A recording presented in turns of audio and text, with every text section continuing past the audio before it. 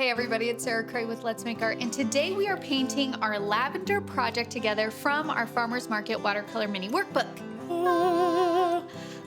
These are for sale at letsmakeart.com. I just wanted to make something. I mean, we've been doing workbooks for years, but they're a bit bigger and a little bit more like commitment, you know what I'm saying? Mhm. And this, I just wanted it to be fun, easy, stress-free, all of that kind of stuff. Also more affordable, so you guys can just like grab and go and not have to worry about like really messing it up because you can just get another one. It's not a big deal. It's perfect. It's a piece of paper. Okay. We're going to be doing this project in 4 steps. Our very first step is we're going to paint our flowers. Our second step is we're going to do the stems and the leaves. Our third step is we're going to paint our cute little string. Our fourth step is just adding medium or dark values on all of those elements. Okay? All right. We got to do our oath. All right. So if you can raise your right hand and repeat after me, I promise to be kind to myself. I promise to be kind to myself. I promise not to compare my work. I promise not to compare my work. And I promise to have fun. I promise to have fun. Thank you. Mhm. Okay. Now, if you don't have the workbook, you can still absolutely paint along with us. You'll just have to kind of sketch your lavender on your own, which you guys can do. Sure. No problem. Okay. I'm using a round 2 and a round 6 paintbrush. Please use whatever paintbrush you have. Now, the paints that I'm using are our in-house liquid watercolors. So this is a brand of paint that we manufacture on our own. Liquid watercolors are super vibrant. The reason why they're super vibrant is because they're dye-based as opposed to pigment-based, which means that we can go crazy with vibrancy and color, more than you can with pigment-based paints. I will say that the only problem with liquid watercolors is there's kind of a learning curve with how to use them, and simultaneously they are not light fast, which means if you paint this and frame it and put that in direct sunlight, it will fade over time. That's also true for some pigment paint. So it's not only liquid watercolors, it is true for some pigment watercolors, but depending on the pigments used determines the light fastness of it. And honestly, sunlight is like the enemy of all artwork. It's not just watercolor. It's like sun just destroys things. Sun will fade your car's paint, and your car's paint is like thick enamel paint. Yeah, so I just want to be like, just don't put things in direct sunlight. But because we're in a workbook, and when I work in workbooks doing fun illustrations, I want vibrancy, I want color. Just because this is what fills my creative soul, it's not something that I'm like, this is going to be framed and held in a museum forever. Okay? And it's okay to use different materials. And if you really want them to be light fast, then use light fast paints. You can use whatever paints you want in here. All right. Now, when it comes to liquid watercolors, what I like to do is I like to use like a butcher tray palette and put the paints along the edges because the top actually has a bump to it. This is great for mixing area, but if I were to put liquid watercolor right here, probably go off to the edges because of gravity. So that's why I put the paints along the edge here. That's the lowest part of this palette. Now, liquid watercolors are used the same way that other watercolors are used, but they're in liquid form. And what that means is if you want a light value, you just add water to the paint in order to get a lighter value. And that's why I like to use all of this mixing area, because I just grab here and pull, and then I have control over the paint to water ratio, which then informs my values. Values is the lightness and darkness of a single color. Okay? All right. All right. So let's start with step 1. I'm going to paint the cute little lavender blossoms. So I'm going to take some purple. This is Orchid here, and I'm pulling it to the center, adding water to it. This is creating this really gorgeous, like light purpley color. If you want your color to be more pink purple, you can add some magenta, which that's going to give you a more pink purple. If you want your purple to be more blue purple, then I would take my Orchid and grab some Tahoe blue. And now I have like a range of purples here, okay? So notice that I'm pulling here and I'm adding water, and that is what is creating this lighter value. Now I'm gonna take these colors and I'm just gonna start to kind of loosely paint in. I like to put colors down and then rinse my brush, and using water, pull from the color that's already there. And because of that, when I do that, I'm gonna get a natural value change. I also like to just drop in hints of pink, because why not? It's pretty. I'm a fan. Mhm. The other thing that I kind of want to give you permission for when it comes to these watercolor workbooks is yes, I provide the outline, it's pre printed here, but it is not like the only thing you have to follow. If you're just like, you know what, I really don't like that there is not a little fluffy flower right here, add it. There's nothing wrong with that. You can make your lavender go more, you can do whatever you want. The whole idea of an outline is essentially just for you to have a starting point, and then you can like play off of it. But look at the colors of these. They also blend really well. Like look at ugh. And I'm not even worried about staying within the lines. Okay? You just paint. And I'm just using a round 2 for this. But if you like the use a larger brush, you can. I love also while it's wet, like what if we go really crazy and we just like drop in pure. I mean, like look at the colors that's happening here. And you can exaggerate it by being like, okay, I have some pretty pinks, purples. What if we add just like blue in there too? You know what I mean? Mhm. Like you have such a range. Range. Sorry, I said that weird. You're right over there. Range. Okay, that's step 1. You guys did a good job. All right, now we're going to move on to step 2. We're going to paint our stems and our leaves. Now you'll notice if you purchase the dandelion set that goes with this, I did not include a green. The reason why I don't include a green is because I actually love to mix my own greens. I like having control over the temperature of the green, as in is it warm green or a cool green, which is blue, like a blue green, like a turquoise, or do I want it to be vibrant or muddy? I just really like mixing green. So the most basic way to mix green is just make sure you have a yellow and a blue. So I'm going to move my palette up. So If you don't agree, you can buy one. That was a stretch. that's still good. A green? Is my painting okay where it is, Yeah. placement wise? Yeah. I can move it up even Let's move it right there. there. Perfect. Okay, perfect. So I'm going to take my Tahoe blue. I'm going to take some yellow, and you can see that that's going to make a super, super bright green. And if you love a bright green, perfect. You're ready to go. You can just go. If you don't love a bright green and you want it to be more earthy, then that's where you can introduce a color like tangerine or the magenta, anything like the opposite of green on the color wheel is going to be red. So adding reds or pinks or even oranges to your green is automatically going to make it more of an earthy tone. Okay. So that's what I'm going to go for. So here I have this earthy green, and I'm just going to start by painting in the stems. Now, whenever I do thin lines, you're going to want to use the very tip of the brush and very light pressure. It's really tricky to do that though. So like give yourself a little bit of grace if you struggle with thin lines. Okay? It's okay. You'll get there. And then what I like to do just while it's wet is just like drop in a little extra color, kind of like where it's coming, like the flowers are coming out of the stem. And also, I'm going to do like extra swoops of blue in here because now I'm going to start doing leaves, and then I'm going to add water to it. And that's going to give me this like really gorgeous, like turquoisey color that's not super vibrant, but still leans it. And I'm going to start painting in some leaves.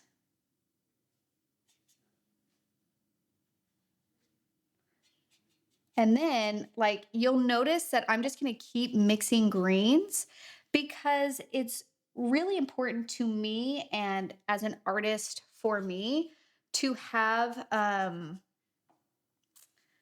lot of variation within my greens. Okay. So I like my greens to have hints of blue, hints of yellow, hints of brown, and all different values. So some are going to be lighter, like this, some are going to be darker. And then we'll actually go back in after these have dried and darken them. This is just like the initial layer.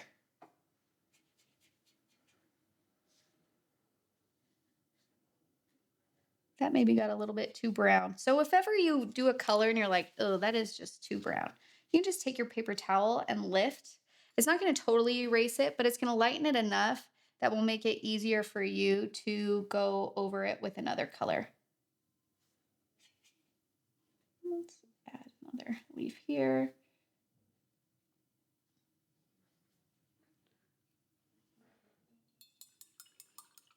Okay, that's all I'm going to do for that. Good job.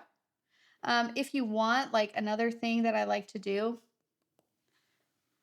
I will say the hardest thing about liquid watercolors is like I easily uh muddy my pure colors. So sometimes I'll have like a couple piles of like yellow or orange or something like that just to kind of like control or have options in terms of creating different colors. Does that make sense? Mhm. And then I realized that all of my stems and leaves were leaning really blue, which is not bad because that's actually probably more true to the greens that you would see on lavender. They kind of lean like gray, blue, green.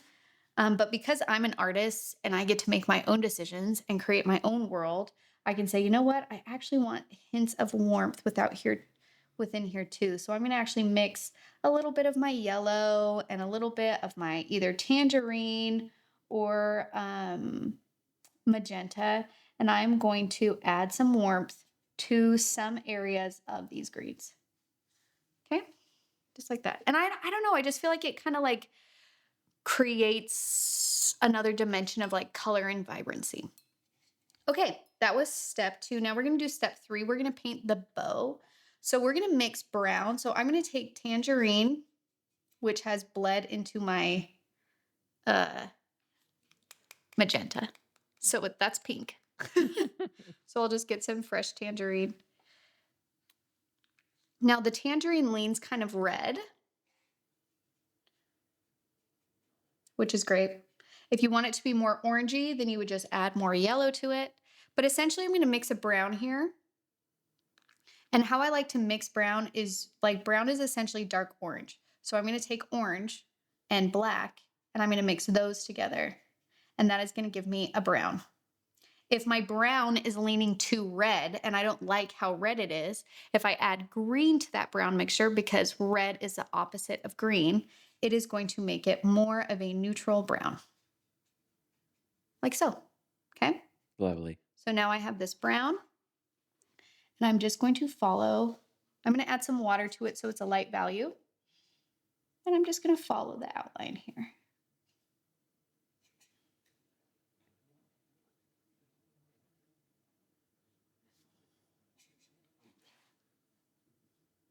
And you also can do this color or this cute little bow in whatever color you want. I just did brown because I was thinking of like twine, but this is your painting, so you can change this. Okay, that was step 1 through 3. Good job. Now what we're on is we're just gonna add some medium and dark values to all of the areas that we painted. And the reason why we wanna add different values is because that is what creates form.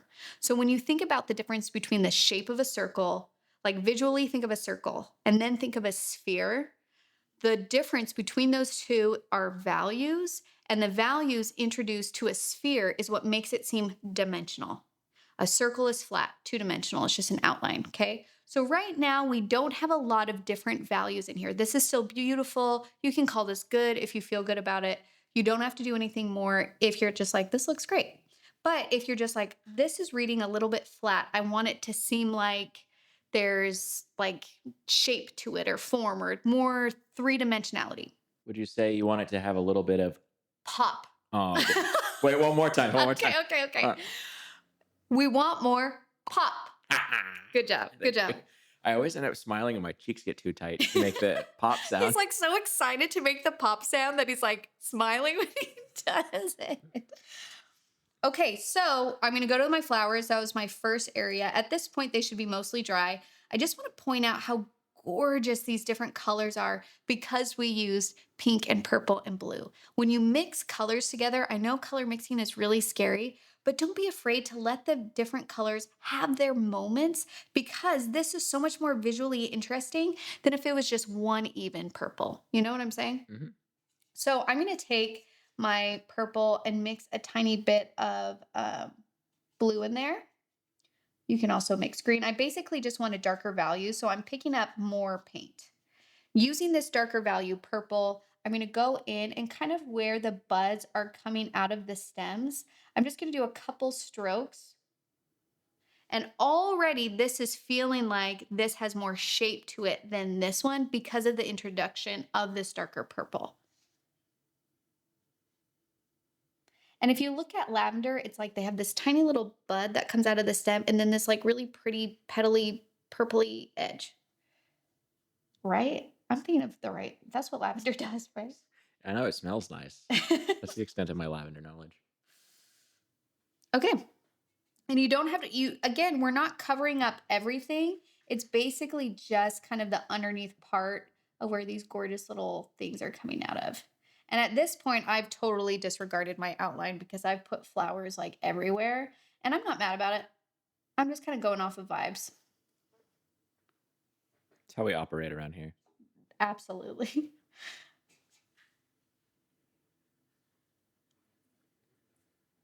And if you wanted to do some that were more leaning blue or more leaning pink, please feel free to. But the whole goal is just to introduce a darker value. That's it. And then if you want to add more darker values of different colors, feel free. But that feels good. Now I'm going to look at the leaves and I'm going to make a dark green. The other beautiful thing is I have this wonderful green I can work from. I also have brown. Mixing brown in with a green or even black in with a green is an easy way to make a little bit of a darker value and a different hue. So I'm going to take this green. Let's actually add a little bit of that brown. And maybe even like, let's just see what happens if I add black. Like, let's just see what's the worst that can happen. But you have to be careful because black is super, super strong. So you don't want it to be like overtake everything. You know what I'm saying? Mm-hmm. Okay, so let's try this dark green. So kind of where the leaves are coming out of the stem, I'm gonna, and like the tip here, I'm gonna just introduce this dark value. And again, the whole goal is just trying to create different dimension. You can also just do a darker value along one side of a leaf, and that can make it seem like the leaf is turning or we're seeing the inside of a leaf or just giving that leaf a bit more shape. You can also put like I'm going to do a dark value behind on the stems right underneath this bow twine to show that the bow is in front of the stems. Anything that's in front of something is going to be a lighter value. Anything that's behind something is going to be a darker value. So as you make your decisions around these leaves, where it's just like, I actually want this leaf to be in front of this leaf, then I am going to darken this leaf. And that's automatically going to push it behind it in space.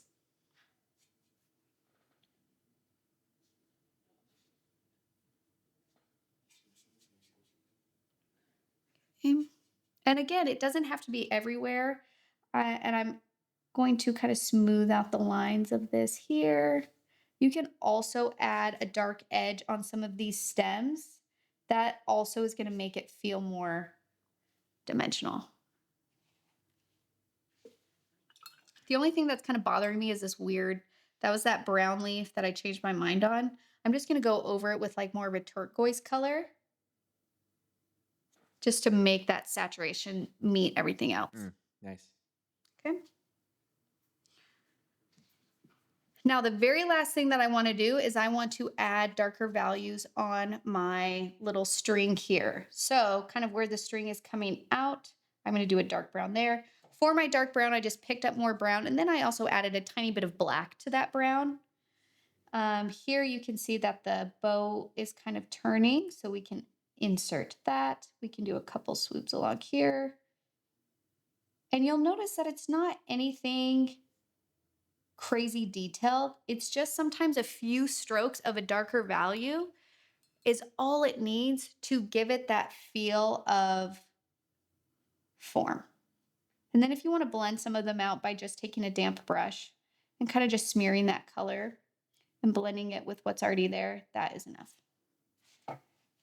That's it. It's beautiful. That's our cute little lavender. Love it. Okay, I hope you had fun with this. Also, I'm going to do something a little bit edgy because even though I didn't do this in the project, I just think it's fun. Let's splatter some paint. I'm going to take some purple I'm going to use my round 6. I'm going to just grab whatever purple is on my palette from painting. And let's just, Excellent. like, how pretty is that? Love it. Now, the really fun thing about this, and I designed it this way, we do a lot of color mixing. And I know that for someone that's new, that can be stressful, but I need you to know, like look at my face when I tell you this. The reason why we color mix is because then you are going to have your own unique footprint on this painting, okay? Because everybody's is going to look different from each other because the ratios of the color mixing will determine the colors that are being used. And as a beginner, that can be really intimidating, where it's just like, well, what if I'm using the wrong color? There is no wrong color. You can do this lavender as yellow. You can make up the entire world that you're painting. Sometimes we feel really limited that we have to only create something that we think is realistic, but that's not the point of art. The point of art is to share with the world how you experience the world. And so if you want your lavender to be orange, let it be orange. Like, play with it, experiment with it. I gave you basic color mixing in the beginning of the book if you need help. But besides that, really just let it go. And don't put that pressure on yourself to make something exact or perfect or realistic. Because guess what? We got cameras. We we can just take a picture of that lavender and that's all you need. The point here is for you to play. So I hope you play. I hope you have fun with this. If you need this paint, if you need this workbook, you can find it at letsmakeart.com. Thank you guys for painting with me. We'll see you next time. Bye.